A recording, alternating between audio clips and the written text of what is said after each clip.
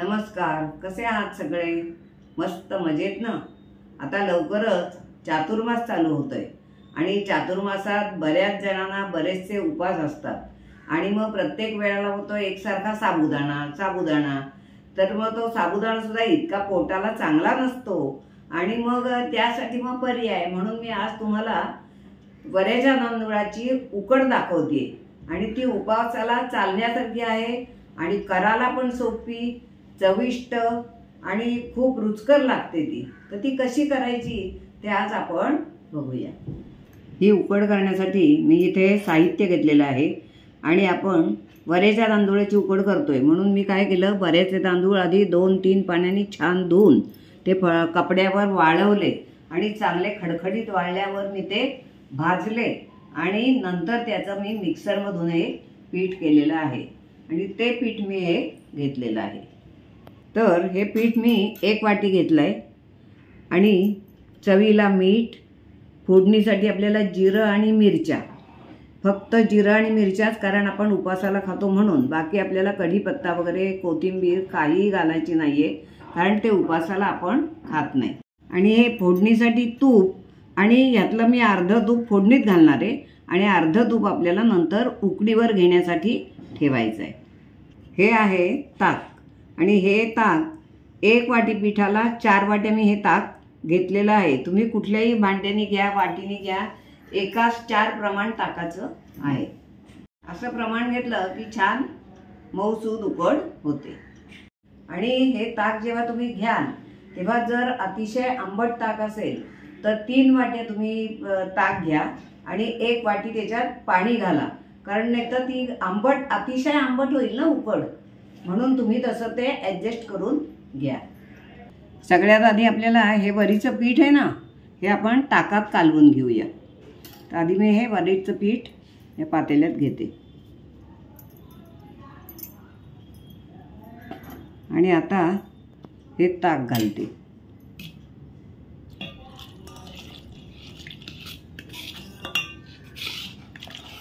थोडं आधी मी ढवळून घेते म्हणजे गुठळ्या व्हायला नको. असं ताकात पीठ कालवून घेतलं की त्याच्या गुठळ्या मोडणं सोपं जातं. आता बघा, या गुठळ्या मी ह्याच्यात पूर्ण मोडलेल्या आहेत आणि आता हे बाकीचं ताक आपण घालूया.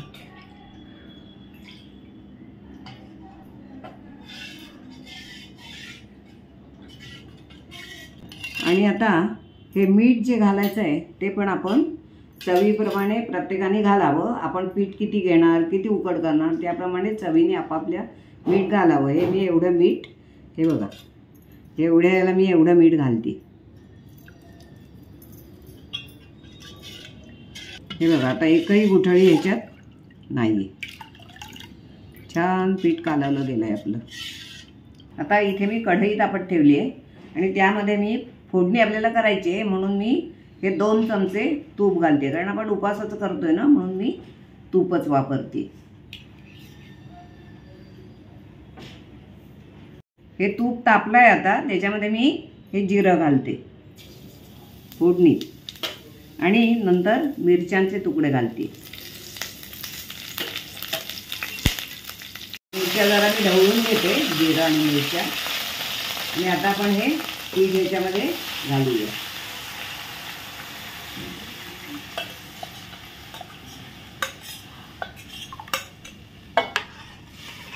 आणि आता हे चांगलं ढवळायचं आहे कारण त्याच्यात गुठळ्या पण परत होता कामा नये. हे पीठ शिजायला साधारण 10 मिनटं लागतात. 10 मिनटांनी ते घट्ट घट्ट होईल आणि तुम्हाला असं वाटलं की खूपच घट्ट होत आहे तर तुम्ही त्याच्यावर थोडंसं पाणीसुद्धा ॲड करू शकता. वरीचा तांदूळ असल्यामुळे तो फुगतो, त्यामुळे थोडं पाणीसुद्धा लागू शकतं.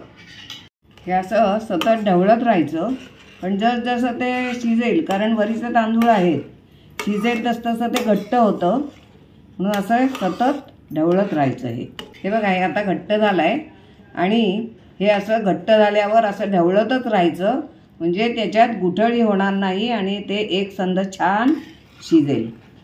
आणि मी म्हटल्याप्रमाणे मगाशी जर तुम्हाला असं वाटलं खूप घट्ट होत आहे, कारण वरीचे तांदूळ आहेत ते शिजल्यावर फुगतातच की नाही, असं वाटलं की ताकामुळे हे थोडं तरी घट्ट राहिलं आहे तर तुम्ही 2 चिमट्या त्याच्यामध्ये पाणी घालू शकता। आता ही उकड कितपत सैल आणि घट्ट ठेवायची हे तुमचं तुम्ही ठरवू शकता, कारण कोणाला अगदी अशी मऊ खायला आवडते, कोणाला थोडी अशी थिक चालते, म्हणून मग त्याप्रमाणे तुम्ही आणखीन पाणी त्याच्यामध्ये ॲड करा। कारण आपण जे ताक घातलं होतं त्याच्यात इतपत शिजली ही बघा। पण आता समजा अजून आपण 5 मिनिटं शिजवली तर थोडी घट्ट होऊ शकते, आणि एवढी जर घट्ट तुम्हाला खायला आवडणार नसेल तर तुम्ही त्याच्यात अर्धी वाटी पाणी ॲड करा। हे वऱ्याच्या तांदूळाची उकड म्हणजे रुचकर तर होतेच आणि पोटालाही चांगली, कारण साबुदाणा प्रत्येक वेळेला आपण खात नाही आणि पटकन मग काय करायचं, तर मग ही उकड करायला पण एकदम उत्तम, लागायला पण उत्तम, चविष्ट अशी ही उत्तम उकड होते। आणि तांदूळाची उकड आपण करतो तेव्हा आपण ते सगळं कढीपत्ता हे ते सगळं घालतो, पण ह्याच्यात आपल्याला काहीच घालायचं नाही, त्यामुळे करायला एकदम सोपी आहे। फक्त आपण जिरं आणि हिरवी मिरची ह्याच्यात घातली, बाकी काही आपण ह्याच्यात घालणार नाही। आणि फोडणी ही आपण साजूक तुपाची दिलेली आहे, त्यामुळे पदार्थ ह्याच्यामध्ये कमी असून सुद्धा ही एकदम रुचकर लागते। आणि ह्याची ही जेव्हा तांदूळाची उकड करतो तेव्हा आपण त्याच्यावर शेंगदाण्याचं तेल वगैरे घालून खातो, त्याप्रमाणे ह्याच्यावर सुद्धा आपण साजूक तूप घालूनच ही खाताना खायची, ते अजूनच ती एकदम सुंदर लागते, मस्त लागते। हे बघा 8 ते 10 मिनिटं झालेली आहेत आणि हे पीठ आता चांगलं शिजलेलं आहे, आणि त्याला शिजल्यामुळे बघा चमक सुद्धा किती छान आली आहे, किती शायनिंग छान आलाय बघा, म्हणजे ही उकड आपली शिजली आहे चांगली।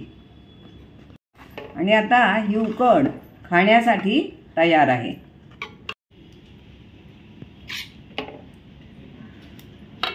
हे बघा किती मऊ लुसलुशीत मुलायम ही उकड झालेली आहे।